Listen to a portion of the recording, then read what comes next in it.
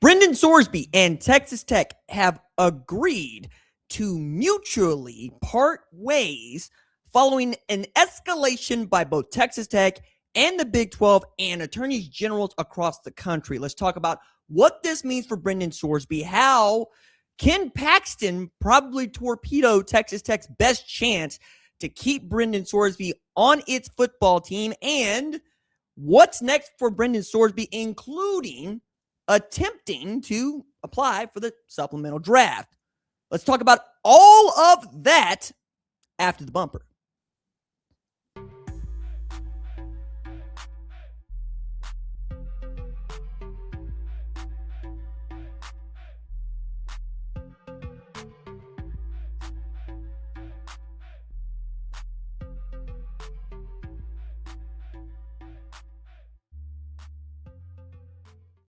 What's up, kinfolk? It's RJ Young. I am not on a step mill. If this is your first time watching Adapt and Respond, thank you for joining us here. We talk college football year-round. If you're into that, consider joining the more than 180,000 subscribers to Adapt and Respond, a college football podcast. You can also catch us on Spotify and on Apple if you so choose, but we are always going to be a video first and YouTube first podcast here. It's how we got started. It's what we're going to be loyal to, and it feels as if at least the college football portion of the Brendan Sorsby saga is wrapping up in spectacular fashion on this Monday. Not a week after a judge in Texas, Ken Curry, granted Brendan Sorsby a temporary injunction against the NCAA's decision to make him permanently ineligible, we find that Sorsby and Texas Tech have agreed to mutually part ways heading into this 2026 season. This throws into flux Texas Tech as a football team, as a defending Big 12 champion, as the out-and-out favorite to win that league and get back to college football playoff, to say nothing of what this does for Brendan Sorsby individually, who is going to attempt to apply for the supplemental draft in the NFL, but there's no guarantee that he even get in. But as that deadline is a week away, something would need to happen. And after today's escalation from the Big 12, it was very clear that there was even more mounting, not just evidence, but mechanisms that were becoming available for the Big 12 NCAA to make certain that if Texas Tech did decide to continue to back Brendan Sorsby, there would be penalties that the Red Raiders would have to play. Now, a lot of this happens because the Red Raiders made a bad situation worse. So those of you that were living on that particular rock, maybe you're an Iridian who was trying to find out why your son was dying. But if you are, welcome. This is Earth. And here for the last 6 weeks, we've been talking about Brendan Sorsby. Why? Because Brendan Sorsby let us all know in a press release via Texas Tech that he has a gambling problem, a sports wagering problem, a gambling addict. Did 35 days in rehab as a gambling addict and is recovering. Okay, what do you gamble on? Sports. What kind of sports? Well, his own team to start. And that is the cardinal sin, and that's the one that we're all most focused on. 2022, while a backup quarterback at Indiana, he gambled on his team. That's a no-no. We all see the ethical, moral obligations and violations that he transgressed upon. And also there's some Ohio and Indiana gaming law there that we think he might have also just flaunted. Also made 10,000 bets totaling more than 90 grand during a 4-year period. This is all before he got to Texas Tech. And as he entered the transfer portal after being a starter for 2 years at Cincinnati, was one of the best transfer quarterbacks available in the market. And Texas Tech was ready to get him and beat LSU out to get him for the tune of about $5 million across NIL and revenue sharing. And he was considered the guy that put them back over the top to be able to get back to the college football playoff and defend their first outright conference championship since the 1950s. Since then, though, the NCAA says, oh, we think it's great that, you're recovering addict, but we can't let you play football anymore because you gambled on your own team. And that's got nothing to do with wanting to be better and everything to do with what we know you have done and what nobody in this sport will trust. More importantly, the people that gamble on this sport and watch the sport will trust, threatening the integrity of the game. Texas Tech didn't see it that way. Kirby Hocutt wrote a letter talking about Brendan Sorsby, which, again, we don't have a problem with Brendan Sorsby. We have a problem with him gambling on that sport. It's not that we don't want that dude to be okay. We want him to be okay. He just can't play football at Texas Tech anymore. Then you had the 5 white dudes around the conference table in Lubbock making a home video where they were trying to, one, tell us why they think Brendan Sorsby is a good dude, and two, why they thought that breaking the NCAA rules is a good way to show us all that they suck. That's not how remaking rules goes. Then you have a billionaire booster in Cody Campbell that has taken every opportunity to put himself out in front of a microphone and tell everybody that he believes with a straight face that the Big 12 is ganging up on Texas Tech because they know Brendan Sorsby's good and they don't want to play him. First of all, dog, Brendan Sorsby was good at Cincinnati. Okay? Same dude. Or was he? That's the point, right? Were we scared of Brendan Sorsby at Cincinnati? Two, you're calling the rest of this league soft, and it's not. Three, that is beside the point, dog. Texas Tech is new money, acting like a roughneck, got a little bit of money, and then tried to threaten the Big 12. And this ends up being the way in which they really outdid themselves, okay? So last week, Ken Paxton, Attorney General for Texas, and a guy who's received some donations from Cody Campbell and Tara Campbell, his wife, sent an aggressive, threatening letter to the Big 12 saying, if you choose to try to sanction Texas Tech, I'm coming after you. Well, the Oklahoma Attorney General, Gittner Drummond, was the first Attorney General to go, this is all frivolous and crap, and hey, Big 12, I lend you my sword, okay?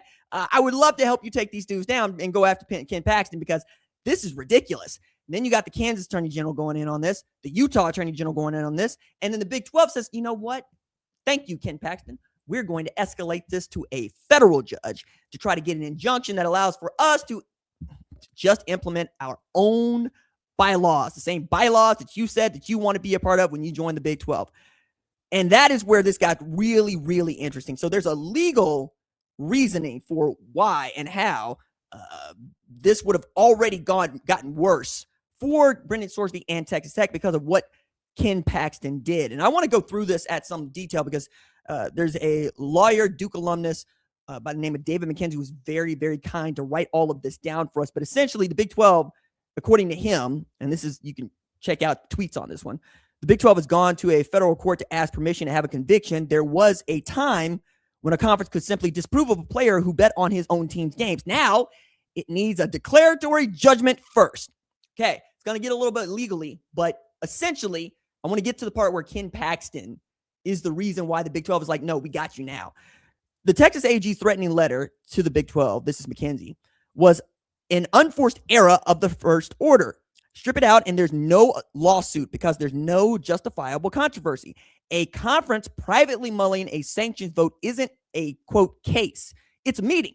The AG's $200 million per se antitrust threat is what manufactured the rightness, handed the Big 12 its Meldmune Inc. Sorry if I messed that up. Gene Tech Inc. hook. That's a legal case. Not going to look that one up. And let Sidley walk into federal court in Dallas with a complaint instead of a press release. Pax's office didn't just pick a fight.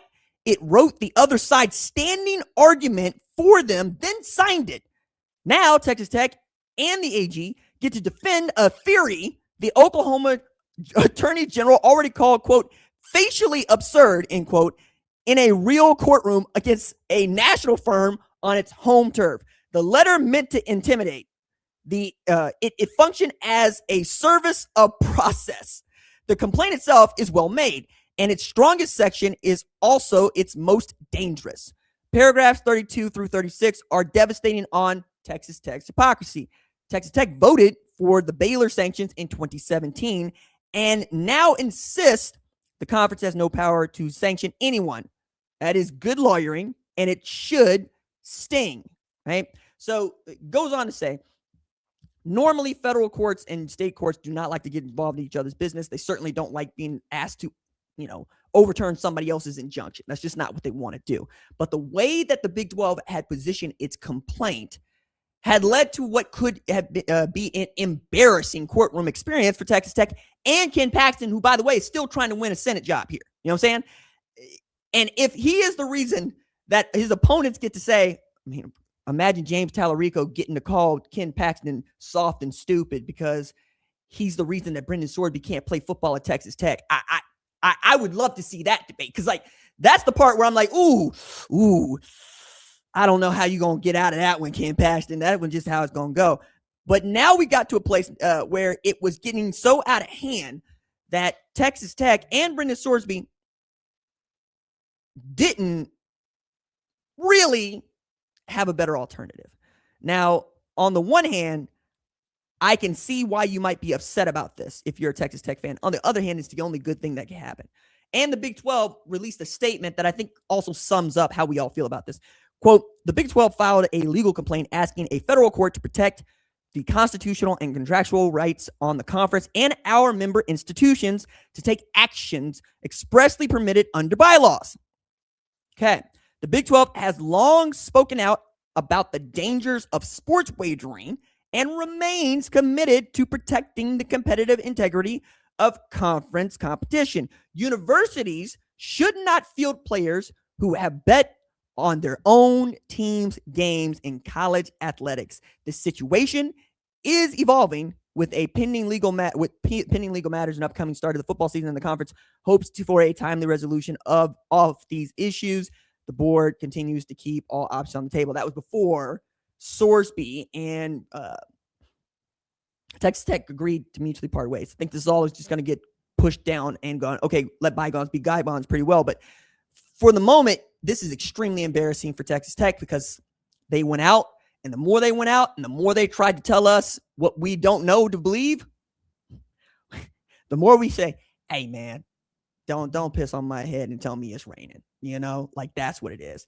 But for Brendan Sorsby now, it is about the supplemental draft and whether or not he's going to be allowed to do that. Now, Brendan Sorsby's attorneys also plan to withdraw his lawsuit.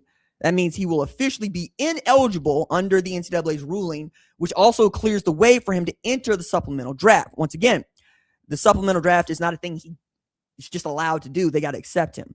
There's a lot of legal wrangling that could be it, but he could be the highest supplemental draft pick in a couple of decades, depending on what you want to give up for him.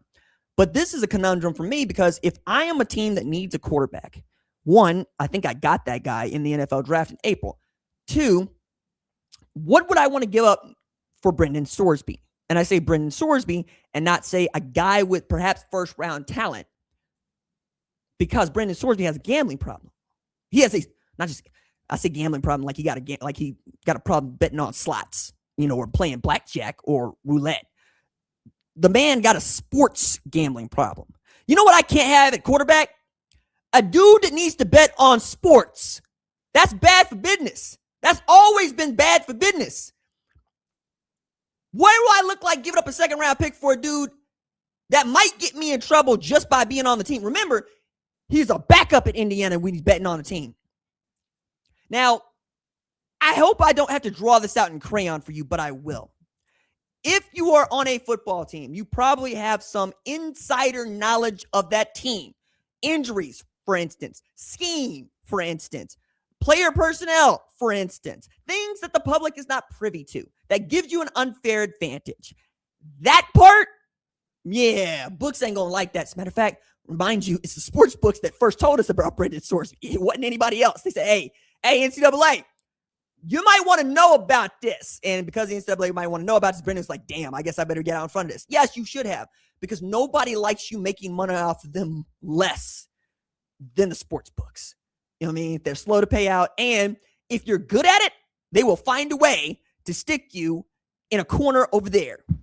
They don't let sharps in. That's not how this works. It's another reason why I don't particularly engage in it, because to be good at it is to say, hey, look, I'm not really,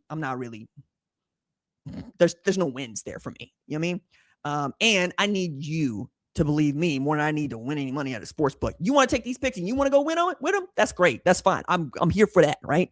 As a college football dude that lives this and sometimes have some knowledge that, I try to give you as soon as I can, but like I'm paying attention to it in a way that you're not. That's why you listen to the show. Maybe you'll go do something with this. But what's it look like for someone in my position to be gambling on college football, let alone, someone like Brendan Sorsby? Then we get a statement regarding Brendan Sorsby from Cody Campbell that is also long and in Arial. I rather think this is to whom it may concern, starts out with something different, but he is the chairman of the Board of Regents at Texas Tech University. And I think in many ways, he believes he's hard done by, Cody Campbell. Matter of fact, you know what? We will give this some air because we've given everybody else some air. So we'll see what Cody Campbell has to say as the statement was just released as we're doing this segment. All members of the Texas Tech community are familiar with the most poignant line in our alma mater: strive for honor evermore. These lyrics are ingrained in our culture and they truly define who we are. We attract applicants and produce graduates who possess incredible integrity, work ethic, and grit. We always thrive to do what is right, even when doing the right thing is not popular. We are not swayed or affected by criticism or opinions from outside of the Red River family about how we operate. We are tough enough to take any heat that might come from doing the right thing. Recently, the situation surrounding Brendan Sorsby has put that to the test. But throughout it all, Texas Tech acted with the utmost integrity in following the NCAA's protocol, provided complete transparency, and cooperated with them in every possible way. The truth is, contrary to the public narrative, Texas Tech's only objective have been to protect the well-being and best interests of our new students, his fellow student athletes, our institution, and our community. Texas Tech conducted thorough and appropriate background checks before signing Brendan, and upon arrival on campus, he immediately became a great leader, great teammate, and displayed the highest level of character in all aspects of his life. It should be noted that Texas Tech had absolutely no knowledge of any of his history of gambling activity until months after he arrived in Lubbock, and there was absolutely no indication that he was dealing with veiled issues of any kind. However, when first confronted with the situation, Brendan immediately took full responsibility, and there was never any indication that he was anything but honest with our administration or officials. As we further investigated, the data made it clear that Brendan has a bona fide mental health condition in the form of a gambling addiction. He needed immediate help as an institution whose, second page here, primary charge is to better the lives and futures of its students. We stood behind him, helped him to find the best possible treatment and continue to support his recovery to this day. Even though he has never taken a snap for us, we will continue to support him as we do all Red Raiders. One important fact has been broadly misunderstood. It was not Texas Tech, all caps not, that filed an at-issue lawsuit against the NCAA seeking his reinstatement. That lawsuit was brought by the student athlete himself, and he paid for the full legal expenses of doing so. Brendan was granted an injunction by a state judge in the appropriate jurisdiction that legally restored his eligibility. Had the decision gone the other way, we would have respected the court's decision while continuing to support Brendan's treatment and recovery. The bottom line is that Texas Tech did absolutely nothing but act with complete integrity through the entire process. We broke no rules, no laws, and crossed no ethical lines. We are proud to represent a university that supports its students with the way that we do, especially in a growingly professionalized college sports world that often treats these young people like nothing more than commodities. For the last several years, I have been a strong advocate for the reform of college sports. It is undeniable that the system has descended into a bottomless pit of chaos. Long before this matter, it was obvious to me that the current state of college sports was unsustainable. On a personal note, I would like to make it clear that my perspective and motivations with respect to college sports reform have not changed, nor has my resolve to advance the interest of my own institution. These two efforts and sentiments are not in conflict. We at Texas Tech have done nothing. We at Texas Tech have done everything we can to be as competitive as possible in this new space and under the new set of rules, but that does not change the fact that I am deeply concerned about the state of college sports, and we want to see it reformed. Clearly, the situation is not acceptable nor sustainable at present, but, quote, it is what it is, end quote, and we have had to live and to compete in it. I am motivated to fix college sports because I want to make sure that the 500,000 plus student athletes in this country are provided the same opportunity for an education, personal development that I benefited from in college sports. I have achieved success in my personal and professional life largely because of this opportunity. I have spent a great deal of time and effort working to preserve and protect every single student athlete, every single institution, and every single community in this country. I carry strong resolve to preserve the national treasure of college sports. My efforts are deeply personal because of how important I believe the unparalleled role of college athletics is in the development of tomorrow's leaders. We can't just stand idly by while the system crumbles around us. These same beliefs and feelings caused me great sadness as I inform you that in bold-face type, Brendan Sorsby will not be a part of Texas Tech's football team this fall.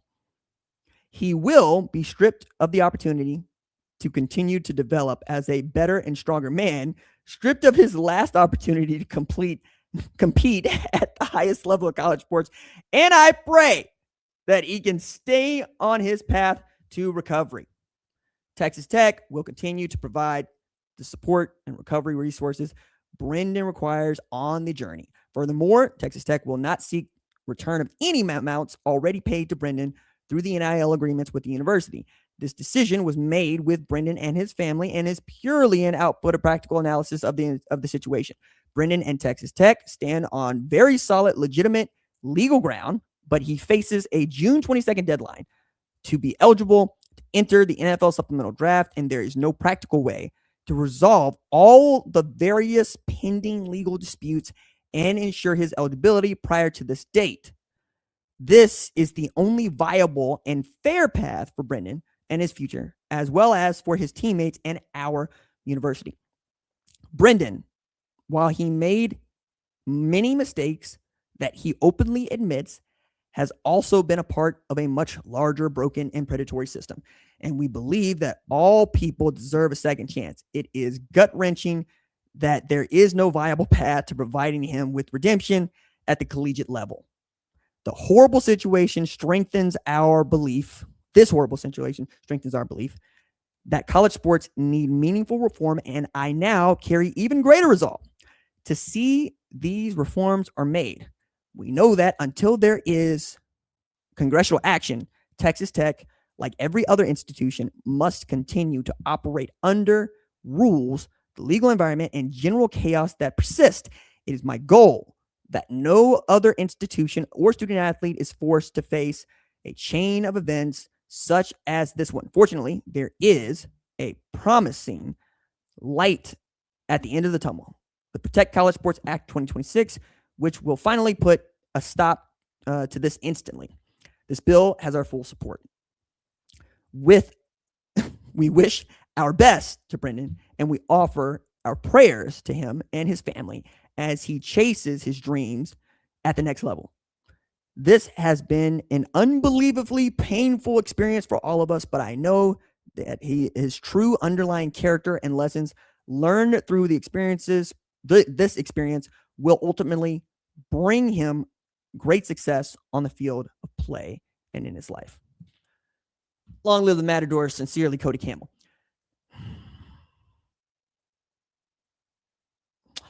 I'm going to sincerely tell you that this sounds like Cody Campbell writing about his son. And I mean that as a compliment. I really do. I'm glad that the chairman of the Board of Regents feels this invested in Brendan Sorsby. Yeah, that's cool. That's cool. But all I can think about is the next time that something like this happens. Yeah. Let me leave it there. I'm gonna leave that one alone. Maybe you can Vulcan mind read me right here on what I'm actually thinking. I'm gonna just stare at the camera for a little bit.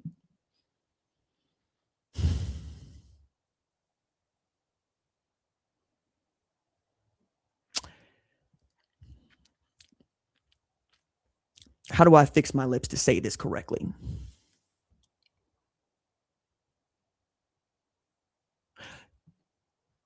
The boy betted on his own team, Cody. He betted on his own team. There's no coming back from betting on your own team and playing college football, dog. You do the crime, you got to serve the time, man. That's how that works. You know how that works. What has been really upsetting to me is just how much air we've needed to give this. This channel is blown up in large part because of this. I can't help but wonder if his name wasn't Brendan,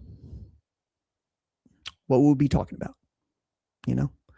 I can't help but wonder if this had been somewhere else. I can think of so many other players that were thrown under the bus. Hunter Deckers, right, at Iowa State. And you could tell me it's because they didn't have a Cody Campbell there. But I'm also going to tell you, they got a Kirk Francis behind him. Kirk Francis, who's at Texas Tech, in large part because he lost a job to a true freshman at TU. Okay? All right. As for supplemental draft, I hope he gets in. I hope somebody decides that they can take the risk on a dude that gambled on his own team playing professional football. But you know what? I'm not going to be shocked if they don't.